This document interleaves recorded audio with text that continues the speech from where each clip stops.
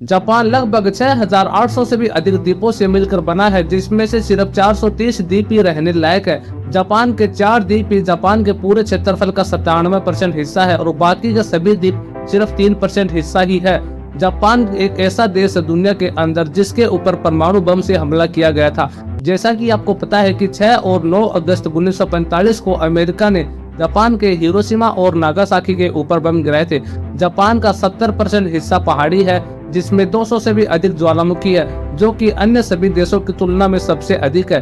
दुनिया के 10% ज्वालामुखी जापान के अंदर ही है। तो आज के इस वीडियो में हम बात करेंगे unique fact and dark side of Japan के बारे में। तो वीडियो शुरू होने से पहले आप हमारे चैनल को सब्सक्राइब जरूर कर दें। यह आपके लिए फ्री है पर मेरे लिए बहुत इंपॉर्टेंट है। तो चलिए शुरू करते हैं। तो ये है जापान, दुनिया भर की तीसरी सबसे बड़ी और एडवांस इकोनॉमी। यहाँ पर 90 से 95 साल के लोग भी आपको सड़कों पर दौड़ते हुए नजर आएंगे। यहाँ पर 0% क्राइम रेट और एजुकेशन टॉप लेवल की है। रहने का स्टैंडर्ड लेवल तो आप पूछो ही मत। जापान की टेक्नोलॉजी के बारे में तो हम सबको पता ही है, पर जापान की इन सभी तरक्की और डेवलपमेंट के पीछे एक खतरनाक रियलिटी छुपी हुई है। इस रियलिटी के बारे में बहुत कम लोग ही जानते हैं। क्या आपको पता है 1980 में जापान को आने वाली सुपर पावर समझा जाता था। बहुत ही जल्द अमेरिका को भी पीछे छोड़ देगा और पूरी दुनिया की इकोनॉमी को चाइना की तरह कंट्रोल करेगा।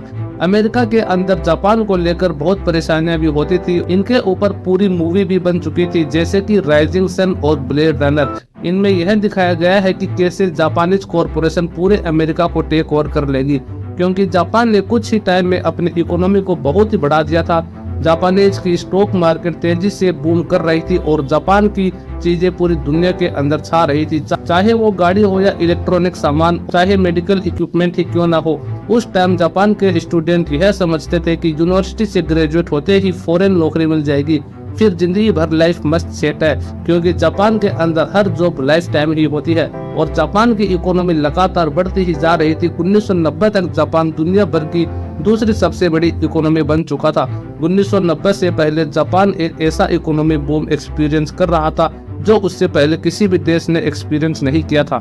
स्टॉक मार्केट और रियल एस्टेट भी तेजी से लगातार ऊपर जा रहे थे और लोन लेना भी बहुत आसान हो गया था। उस टाइम पर लोन लेना इतना आसान था कि बैंक वाले ये भी नहीं पूछते थे कि आपको लोन क्यों चाहिए। फिर 1991 के अंदर कुछ ऐसा हुआ जो जापान ने कभी सोचा भी नहीं था। 1990 से 91 के बीच जापान के अंदर इकोनॉमिक क्राइसिस आ गया था, जिस कारण वहाँ के स्टॉक मार्केट 43% तक नीचे गिर गए थे और रियल एस्टेट भी 50% तक नीचे गिर गया था। लोन की अनलिमिटेड सप्लाई की वजह से लोगों ने वहां पर ज़ोंबिस कंपनी खड़ी की हुई थी, जो वहां पर कई सालों पहले ही बंद हो चुकी थी, पर लोन की सप्लाई लगातार जारी होने के कारण वो कंपनी कभी बंद ही नहीं हुई थी। वहां के इकोनॉमिक क्राइसिस इतना ज्यादा बढ़ गया था कि कोई भी वहां पर इन्वेस्ट नहीं करना चाहता था। आखिर क्या हुआ था जापान के साथ अचानक ऐसा, तो इस पूरी घटना को समझने के लिए हमें जापान के जॉब कल्चर के बारे में समझना होगा। जापान के अंदर हर व्यक्ति का कॉर्पोरेट करियर शुरू होता है सुसोकु कटसुडो। यह इन जापान का जॉब हंटिंग प्रोसीजर है, जिसमें से हर यूनिवर्सिटी ग्रेजुएट्स को गुजरना पड़ता है। वहाँ की सभी बड़ी कंपनीज फ्रेश ग्रेजुएट को हायर करती है और फिर सभी कैंडिडेट को काफी सारे इंटरव्यू और ट्रेनिंग से गुजरना पड़ता है।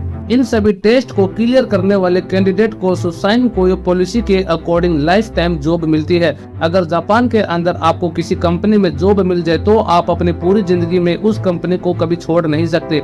यह कोई वहाँ का कानून नहीं है, बल्कि जापान में जॉब स्विच करने वाले को कोई भी जॉब नहीं देता है। हमारे इंडिया के अंदर तो जो कंपनी ज्यादा पैसा दे रही है वही चलिए अपना रिज्यूमे लेकर। जापान में इस चीज का एक फायदा यह होता है कि आपको जॉब सिक्योरिटी मिल जाती है। आपको पूरी जिंदगी यह टेंशन ही नहीं होगी कि आपकी जॉब चली जाएगी, जैसे हमारे यहाँ सरकारी नौकरी।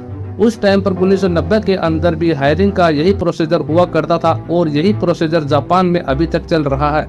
अगर आप ये इंटरव्यू वाला प्रोसेस अगर क्लियर नहीं कर पाए तो ये समझ लीजिए कि आपको अब पूरी जिंदगी ही नौकरी नहीं मिलेगी, मतलब तुम रहोगे बेरोजगार। यह दरवाजा सिर्फ एक बार ही खुलता है, दूसरा मौका भी नहीं मिलता एक बार फेल होने के बाद।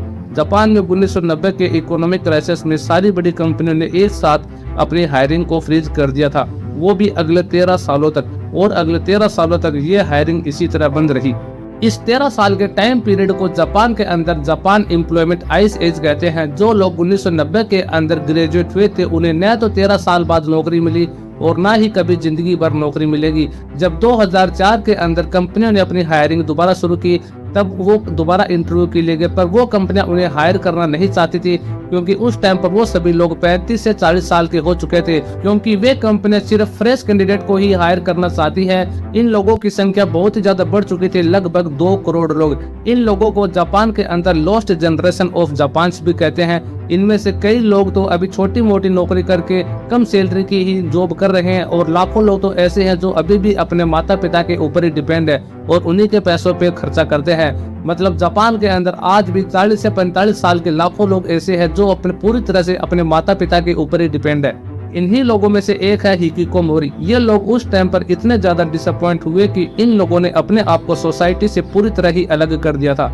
ये पूरे दिन ही घर पर रहते हैं और घर का काम करते हैं, पेरेंट्स के पैसों पर ही गुजारा करते हैं। ये ना ही किसी से कॉन्टेक्ट या बात करते हैं और ना ही कोई काम करने बाहर जाते हैं। जापान उन गिने चुने देशों के अंदर आता है जहां के लोगों की उम्र बहुत ही लंबी होती है। जापान की 30% आबादी तो 60 साल से ज्यादा लोगों की है, इसलिए जापान को सुपर एजिंग कंट्री भी कहते हैं। इस सुपर एजिंग पॉपुलेशन की बहुत बड़ी वजह है वो लॉस्ट जनरेशन, जिन्होंने कभी भी जॉब न मिलने की वजह से शादी नहीं की, और इन 2 करोड़ बेरोजगार लोगों को शादी करके जो यंग जनरेशन पैदा करनी थी वो कभी जिंदगी में आई ही नहीं।